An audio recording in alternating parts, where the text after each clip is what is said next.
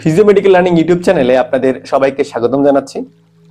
আজকের ভিডিওতে আলোচনা করব লো ব্যাক পেইন অর্থাৎ কোমর ব্যথা নিয়ে। কোমর ব্যথায় ভোগেননি এমন মানুষ খুবই কম।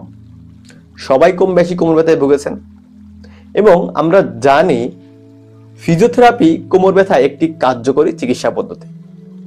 আমাদের অনেকেরই ধারণা যে ফিজিওথেরাপি মানে হচ্ছে কিছু এক্সারসাইজ, যে কারণে অনেকেই ইউটিউব বা ফেসবুক থেকে ভিডিও দেখে এক্সারসাইজগুলো করে থাকেন। দেখা যায় ওই কোমর ব্যথা না কমার থেকে বরঞ্চ বেড়ে যায়।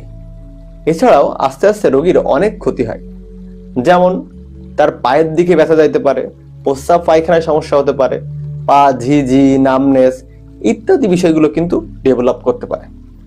তাই আমাদেরকে কোমর ব্যথার অর্থাৎ লো ব্যাক পেইন কেন হচ্ছে এই সম্পর্কে সঠিকভাবে জানতে হবে। কোমর ব্যথা সাধারণত তিনটা ক্যাটাগরির কারণে হতে পারে। নাম্বার 1, মাস্কুলোস্কেলেটাল অর্থাৎ মাংসপেশির সমস্যার কারণে। Number 2, central or peripheral nervous system, যার সমস্যার কারণে কিন্তু কোমরে ব্যথা আসতে পারে।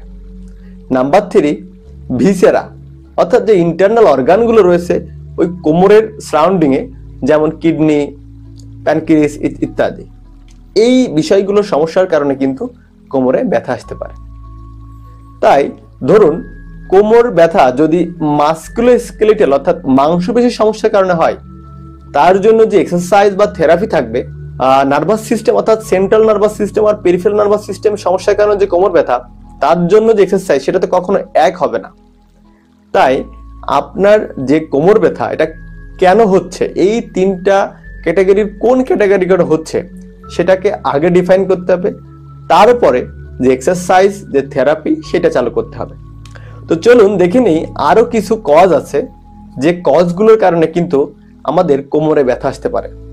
যেমন prolapse lumbar intervertebral disc, spina bifida, scoliosis, spondylolisthesis, spinal osteitis, spinal tuberculosis, pelvic sepsis, ankylosing spondylolysis, lumbar spondylosis, lumbar stenosis, osteoporosis, osteomalacia, psychological aspect of back pain. তাই কোমর ব্যথার জন্য আপনি ভালো কোনো ফিজিওথেরাপিস্ট ডাক্তারের শরণাপন্ন হন, যিনি আপনাকে অ্যাসেসমেন্ট করবে, ডায়াগনোসিস করবে, তারপরে আপনার যে কোন থেরাপি লাগবে, কি এক্সারসাইজ প্রোটোকল সাজাতে হবে, কি হোম এক্সারসাইজ দিতে হবে, সব তিনি নির্ধারণ করে দিবেন, যেটা আপনার সুস্থতার জন্য অনেক উপকারী। সবাইকে ধন্যবাদ।